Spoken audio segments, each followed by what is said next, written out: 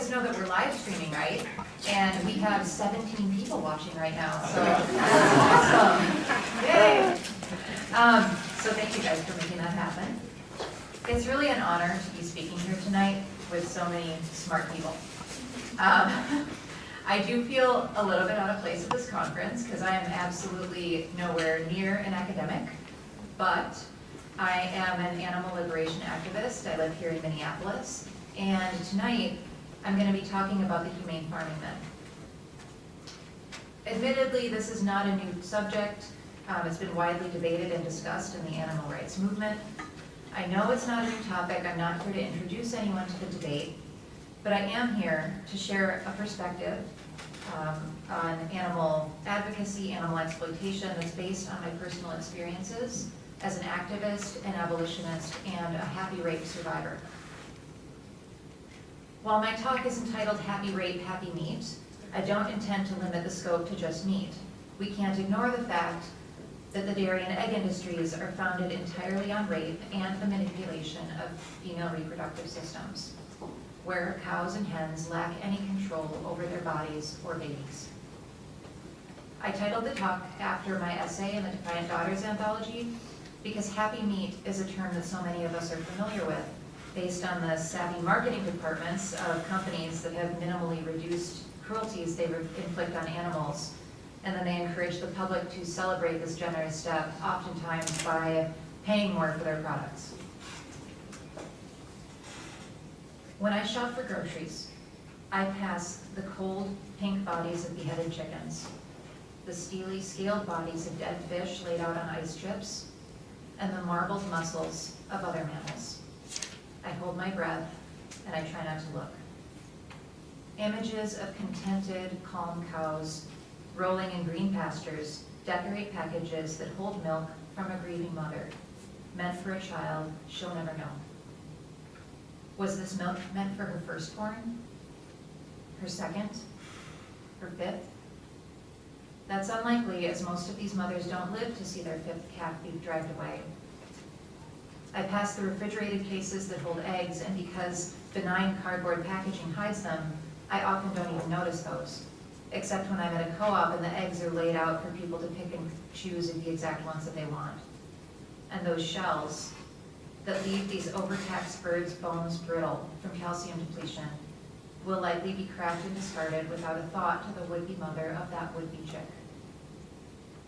And because I mostly shop at natural foods co-ops and Whole Foods markets, I often see signs for free-range eggs or humane beef with a 5-step animal-centered rating, which is the highest compassionate animal standard bestowed upon these lucky victims. You know, the kind of animal products that you can pick up with one hand while patting yourself on the back with the other. Animal industry presenting itself as local, family-run, or organic often cultivates the idea that as long as no factory farms or battery cages or other really cruel practices went into making their products, that they're humane or ethical. Sure, a turkey destined for a meat department in a natural foods co-op might have had one bad day, but she lived a good enough life, and anyone eating a burger from her flesh can feel good about it. But exploitation of any animal, no matter how big or small, is done without their consent.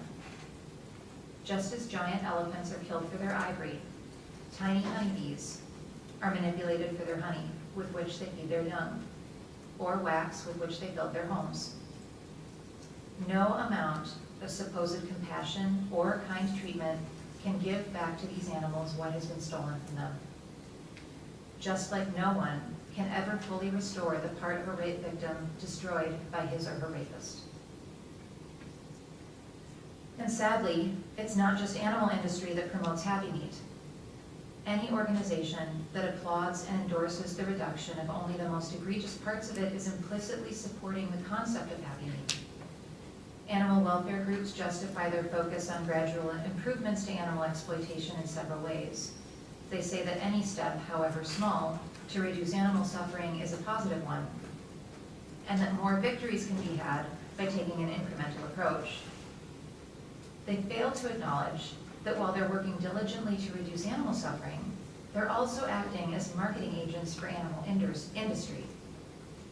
For example, PETA, the Humane Society of the United States, Mercy for Animals, Farm Sanctuary, and over a dozen other animal welfare groups joined together to endorse the meat department at Whole Foods for their commitment to compassionate standards for farmed animals. And in doing so, they made a clear statement to the world that because these animals who were exploited and killed for their flesh at Whole Foods weren't subjected to the most violent aspects of animal exploitation, that it's okay to buy their happy meat. How many people see the signs on the meat coolers at Whole Foods every day and are assured that they can buy their steak or their chicken breasts free of guilt because they were humanely produced, and have even received the stamp of approval from a bunch of animal welfare groups?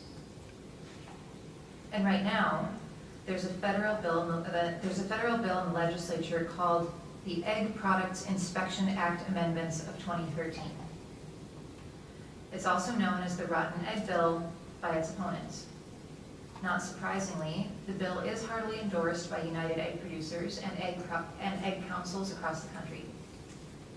More surprisingly though, it's also being championed by the Humane Society of the United States, Farm Sanctuary, Mercy for Animals, and Compassion Over Killing. If it passes, it will institutionalize and cement the practice of caging hens forced to lay eggs for human consumption across the nation. This legislation seeks to establish enriched cages for egg-laying hens as a national standard that cannot be changed by individual states or by public vote or referendum. It's being touted by animal welfare groups as a bill that would improve the lives of billions of animals, despite the fact that the law would nullify the self-proclaimed victories some of these groups have made in regards to banning or restricting cages for hens used for egg laying. These supposed improvements, which are already occurring due to public pressure stemming from educational outreach efforts, would be rolled out at the glacial pace of 18 years. That's about 9 generations of hens forced into this industry. And if we translate that into the equivalent of human generations and we apply a rape analogy, we're talking 225 years' time to allow rapists to adjust their assault methods so they're a bit more humane. Happy meat and enriched cages are concepts that make something which is fundamentally unethical seem somehow acceptable. No animal ever has or ever will give his or her consent to being enslaved or slaughtered. Regardless of how quickly one kills an animal or how little one abuses them without their consent, it's analogous to rape. Happy meat is happy rape. I was a victim of happy rape when I was 15 years old. My rape didn't look like the ones that you see on Law & Order. I was not beaten, stabbed, left for dead in a dark alley. I was raped indoors. I was raped on a bed by an acquaintance. No weapons. But I didn't give my consent. Should my rape be considered humane or ethical because I wasn't beaten or stabbed? After all, it could have been a lot worse. At least I was on a bed. At least he only did it once. At least I wasn't gang raped.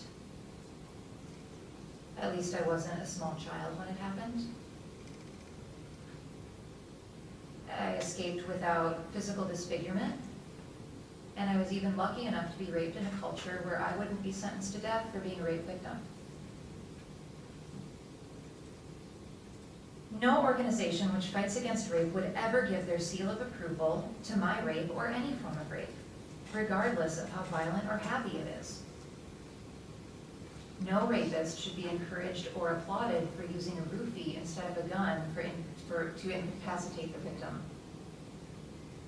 Rape is universally recognized as abhorrent and unethical, no matter what form it takes, as it should be. And animal exploitation should be no different. An organization fighting only against the most violent aspects of animal exploitation is no different than an anti-rape group fighting against only certain types of rape. Animals do not give their consent to be bred, raised in captivity, killed, worn, tested on, used for our amusement. The degree of violence employed against the animal victims does not determine whether or not it's ethical. No meat, milk, dairy, honey, eggs, leather, silk, wool, none of those things can ever be honestly branded as cruelty-free because they're products of industries which are unethical and cruel to their core. Both animal exploitation and rape replace consent with forced compliance, and as such, both are unequivocally immoral.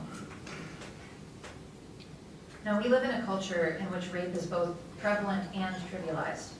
From a young age, women are told to be vigilant for dangerous situations. We're told to travel in groups at night, to watch our drinks at the bar.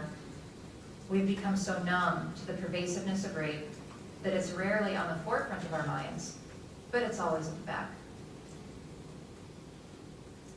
The same compartmentalization occurs every time otherwise kind and compassionate people shop for meat. Because animal industry is so established and unchallenged, the ethics of exploitation are almost never considered at the grocery store, even though people know in the back of their minds that an animal was killed to make meat, and killing is an inherently violent act.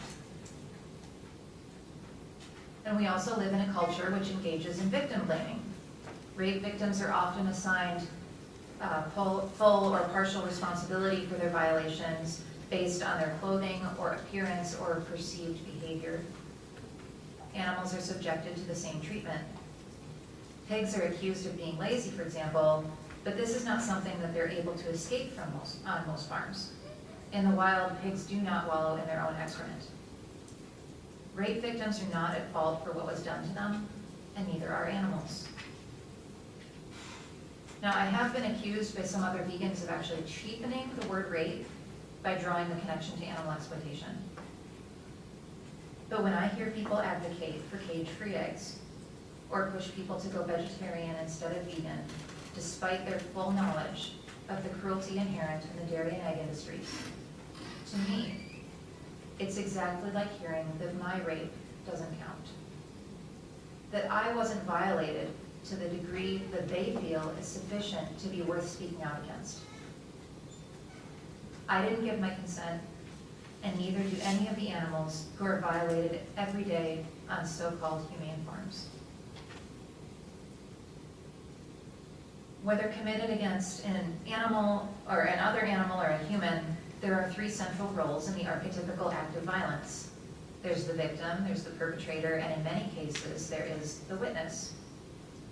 The first stage to an investigation of a crime is almost always to find witnesses who can shed light on what has occurred. The witness doesn't always need to have been physically present at the time of the violent act. They can have seen a video or a photo of what happened. They may have heard a verbal account. They may have seen damage done to a victim's body or even changes in his or her behavior after the fact. Witnesses are crucial in identifying the perpetrators of the crime, and they can bridge gaps in the investigation. Especially in the case of rape, witnesses add credibility to the victim's account. As the number of witnesses and their willingness to share their knowledge increases, the ability of the perpetrator to get away with their crimes diminishes exponentially. Most rapists and murderers rarely commit violent acts in broad daylight among bystanders. In the same way, industries profiting from animal abuse often conduct their violent business behind windowless walls, in discreet buildings, in remote areas. The problem is, too often, witnesses stay quiet. Siding with the perpetrator is really tempting. Not because we're malicious or we're unsympathetic, but because it can be difficult to speak up on behalf of the victim, to stick your neck out for what's right. It's easy to look away. All that a perpetrator of a crime needs to be successful is for everyone to look away from what they're doing. All the perpetrator asks is for witnesses to pretend that it isn't happening, that it never happened, or if it did happen, that it wasn't that bad. The victim, on the other hand, requires us to act, to speak up, to intervene, to remember. When we do, we decrease the chances of the perpetrator getting away with the crime or of repeating the crime on another victim. It can feel uncomfortable, it can even feel risky to speak up, but it's morally imperative that we do. Both for those who have been victimized and for those who will be if we don't speak up. Now, rape is something that victims and our greater community would like to forget. Animal abuse is also unpleasant and unsavory. I mean, how many times have you heard something like, "Don't tell me, I don't want to know, just let me enjoy my meal"? And perpetrators of violence are happy to comply. Secrecy and silence benefit him or her and allow bystanders to avoid getting involved. Rapists use tactics from blatant denial to victim blaming to dismissal to smooth and well-delivered explanations that hold them harmless for their actions. And industries profiting from animal abuse also use these tactics in the form of ag gag bills and false defenses like, "We have to take good care of our animals, otherwise we'd go out of business." The Animal Enterprise Terrorism Act, all the way to accusing animal rights activists of staging animal abuse for the purpose of making videos. Threats of legal and criminal action against activists are also commonplace, even in the most benign forms of activism. And since the Animal Enterprise Terrorism Act has been put in place, the threats have become very real and incredibly severe. But we cannot allow the attempts of perpetrators to silence us to be successful. Once we are aware of an act of violence, it is morally impossible to remain neutral. As witnesses, we either side with the victim or we side with the perpetrator. And when it comes to animal exploitation, we are all witnesses. What kind of witness are you going to be? One who stands up and advocates for animal victims? Or who stays quiet and grants their implicit consent to violating animals who have not given theirs? Thanks.